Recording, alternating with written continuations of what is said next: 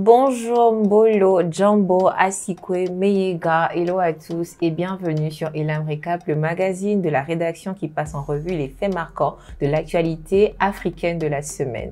Du KwaZulu-Natal à Libreville en passant par Kinshasa et Ouagadougou, vous êtes à bord d'Elam TV, attachez vos ceintures, c'est parti.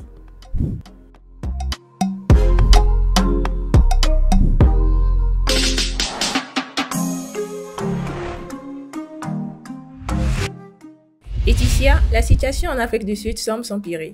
Et c'est peu de le dire, on a assisté cette semaine à des scènes de pillage dans la province du KwaZulu-Natal. Les populations sont descendues dans les rues et ont tout saccagé sur leur passage, comme le montrent ces images.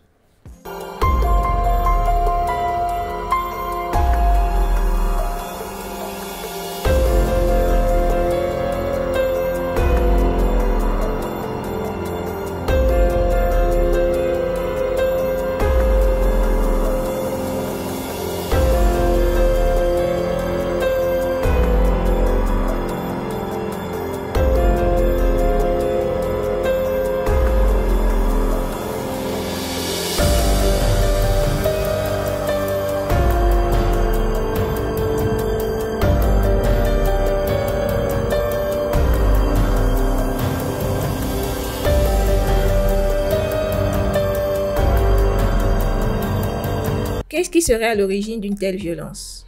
Alors, les images que nous venons de voir sont limite barbares. À l'origine, il s'agissait de manifestants, autant pour moi, qui protestaient contre l'arrestation de Jacob Zuma. Souvenez-vous, nous en parlions la semaine dernière. Seulement, aujourd'hui, tout est confus. Certains disent désormais protester contre les mesures gouvernementales de riposte contre le coronavirus. Une version qui a du mal à passer car jusqu'ici, seules deux provinces sont concernées. Le Gauteng, celle qui englobe Johannesburg, et le KwaZulu-Natal, celle qui englobe Durban.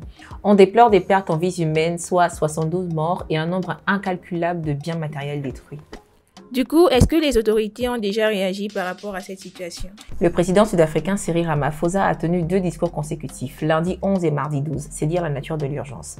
Il a déployé l'armée sur le terrain et on espère que la situation s'améliore dans les jours à venir. Et puis Laetitia, sur une note tout aussi triste, 10 morts lors d'une attaque au Burkina Faso.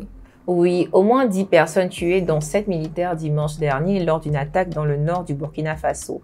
Il s'agirait d'individus encore non identifiés. Les VDP du nom de ces volontaires qui assurent la sécurité du coin. Pas plus d'infos pour l'heure. Et puis toujours au Burkina Faso avec l'extradition de François Compaoré qui semble de plus en plus compliquée. Le frère de l'ancien président burkinabé, dont la culpabilité a été quasiment prouvée dans la disparition du journaliste Norbert Zongo, n'a toujours pas été extradé au Burkina Faso. Les questions de sa sécurité et d'un procès équitable freinent toutes les procédures. Ses avocats affirment qu'il sera assassiné en prison s'il rentrait au Burkina. Peut-être un petit rappel, Laetitia, sur l'affaire Norbert Zongo? Pourquoi pas? Norbert Zongo était un journaliste d'investigation qui travaillait pour le journal L'Indépendant. En 1997, l'étrange disparition et probable assassinat de David Ouedraogo, chauffeur de François Compaoré, pousse Norbert Zongo à enquêter sur l'affaire. De là, il découvre que David Ouedraogo a été torturé et assassiné par François Compaoré au motif de lui avoir volé une importante somme d'argent. Il a donc relayé l'info dans son journal et a commencé à recevoir des menaces de mort. Le 13 décembre 1998, il a été retrouvé mort, fusillé et brûlé dans sa voiture. Et nous passons à l'actualité en bref.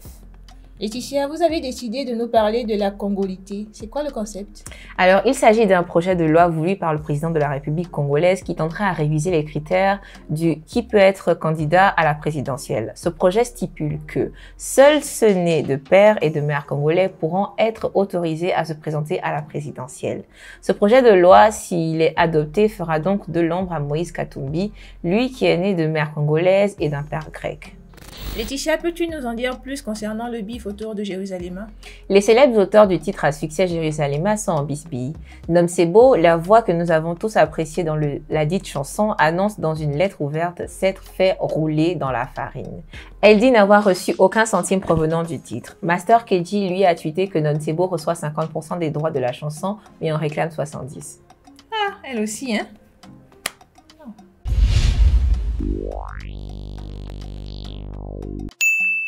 Et pour les tops de la semaine? Alors nous tenons à féliciter Madame Marie-Christine Bantutum, deuxième femme à occuper le poste de maire de Libreville après l'actuel Premier ministre Rose Christiane Osuka. Félicitations. Nous sommes arrivés à la fin de notre Elam Récap numéro 37. J'espère que cela vous a plu. N'hésitez pas à liker, à laisser des commentaires et à partager. À bientôt.